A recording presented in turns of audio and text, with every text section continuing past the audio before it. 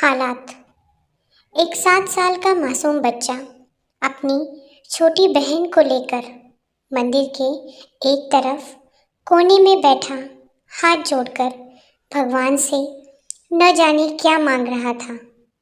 कपड़ों में मैल लगा हुआ था मगर नीयत साफ। उसके नन्हे नन्हे से गाल आंसुओं से भीग चुके थे।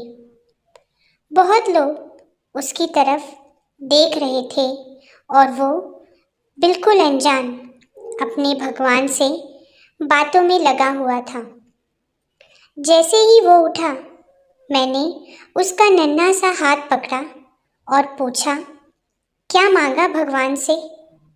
उसने कहा, मेरे पिताजी अब इस दुनिया में नहीं हैं।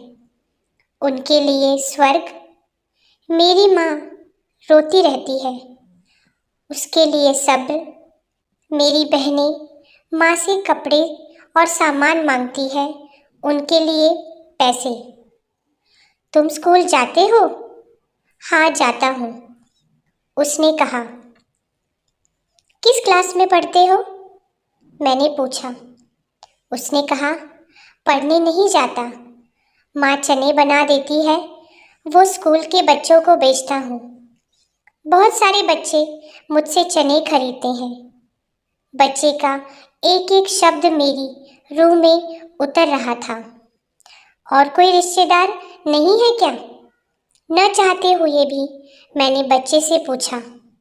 पता नहीं, माँ कहती है गरीब का कोई रिश्तेदार नहीं होता।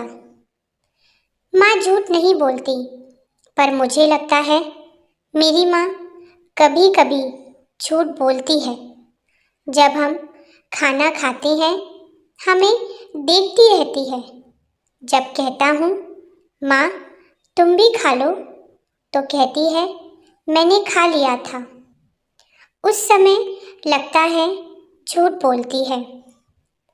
बेटा, अगर मैं तुम्हारी मदद करूँ तो पढ़ाई करोगे? बिल्कुल नहीं। पढ़े लिखे लोग गरीबों से नफरत करते हैं साहब। हमें किसी पढ़े हुए ने कभी नहीं पूछा, करीब से गुजर जाते हैं। मैं हैरान भी था और शर्मिंदा भी। फिर उसने कहा, हर दिन इसी मंदिर में आता हूँ, कभी किसी ने नहीं पूछा। यहाँ सब आने वाले मेरे पिताजी को जानते थे, मगर हमें कोई नहीं जानता। साहब, जब बाप मर जाता है तो सब अजनबी क्यों हो जाते हैं? मेरे पास इसका कोई जवाब नहीं था। ऐसे कितने मासूम होंगे जो हसरतों से घायल हैं। किस उम्र में कमाया जाए, किस उम्र तक पढ़ा जाए, ये शौक नहीं हालत तय करते हैं। आशा है कि आपको ये कहानी ज़रूर पसंद आई होगी। धन्यवाद।